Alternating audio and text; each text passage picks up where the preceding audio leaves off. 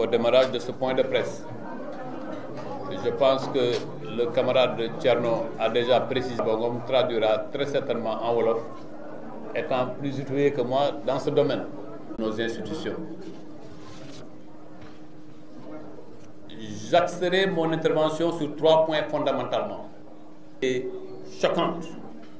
En effet, le Sénégal, sous le président Macky Sall, a pris la décision souveraine, dans le cadre d'abord de la mission de soutien au Mali, et ensuite à travers la ignore manifestement que dès les premières heures de la crise au Mali en 2013, avant même l'intervention de l'Organisation des Nations Unies, en retrait de troupes, ignorance ou simple volonté de manipulation de l'opinion nationale, cette position que les gens les moins avertis comprennent est un pays souverain qui mène une politique étrangère indépendante et constructive dans le cadre de ses engagements internationaux et dans le cadre de la promotion des relations d'échange, d'amitié et de coopération avec les pays amis et frères. Nos forces armées avec autant de légèreté et de désinvolture.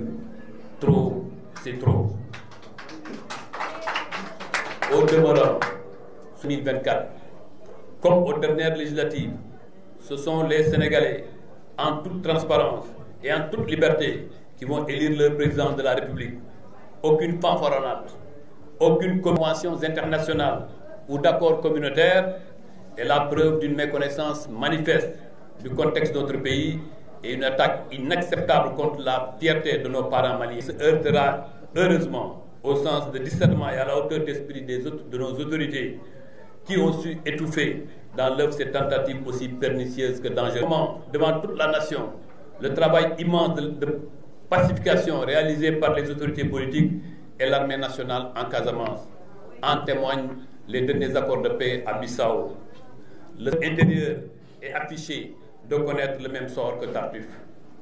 Les Sénégalais de tous bords doivent donc combattre jusque dans leur dernier tranchement. Ils posent de la part de chacune et de chacun le respect scrupuleux des principes qui la gouvernent, mais surtout le droit de revendiquer justice en sollicitant leur suffrage. Les citoyens donc sont d'égale dignité devant la loi. Inutile de le répéter.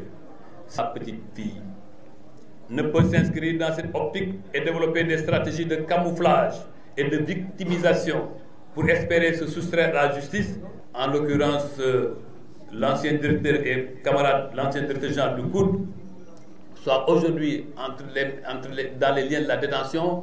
Alors vive le Sénégal, vive la République, vive le République.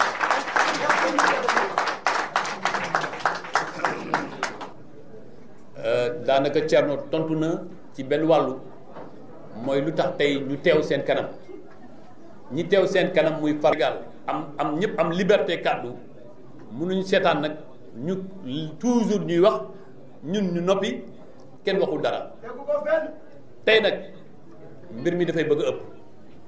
Armée Sénégal li façon lu nga xam ne objet de consensus di ci dugal lu nga xam ne dara bokku ci lépp bu ñuy ngeen baal ma kàddu gi lépp nekk ay kàcc ci kese wax ni à France ca Mali ndaxte Sénégal ànd nag CEDEAO balaa Union africaine balaa Nations Unies ñëw di fa dugg kon xam ne Afrique moo ko séddale président Macky Sall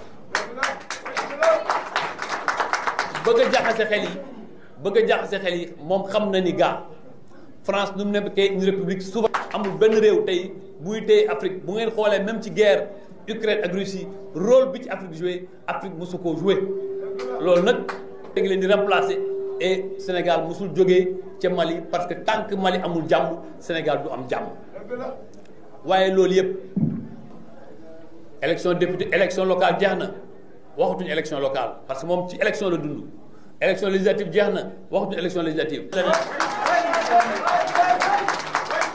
mënuñ am tey suñu camarade de parti bu nga xam ni yàgg nañu ànd ak moom mu nekk responsable ci et Adji Sarr comme tous les citoyens du Sénégal a droit à la justice. bu loolu maa ngi leen di gërëm leen sant